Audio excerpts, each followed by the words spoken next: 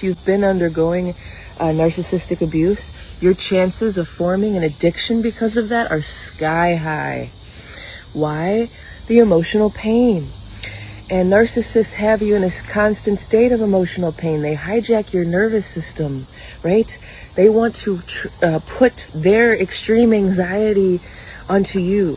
They want to put their misery onto you. Of course you are going to use something outside of yourself to get through it. You have to numb yourself to be with a narcissist. When I was dating a narcissist, I was just numbing out just to get through it.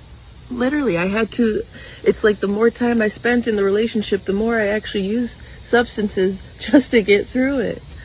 Or stress eating, right?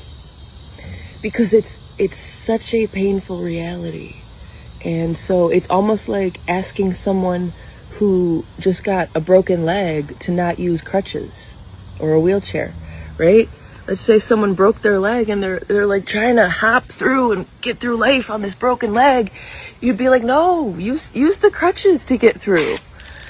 Use the crutches. So that's what addictions are when you're being abused by a narcissist. They're a crutch. They're a coping mechanism. So you can technically get through life, but it's no way of living. Trust me, it's not. The misery is there. The abuse is there. And covering it up with a nightly drink or smoke or whatever is really not going to take you out of that situation. It's just going to be like a crutch. It'll help you get through.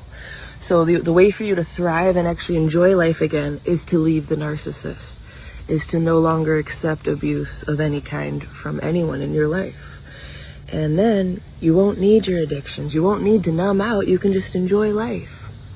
Also, addictions form under narcissistic abuse because narcissists bulldoze your boundaries like no one's business.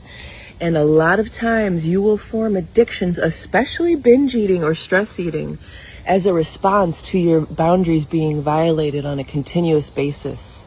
It's like, okay, I don't have any control over anything. Well, I do have control over what I eat, over what I consume.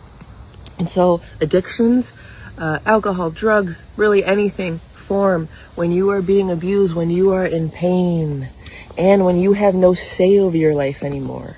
So yes, 9 times out of 10, you are going to form an addiction when you are with a narcissist.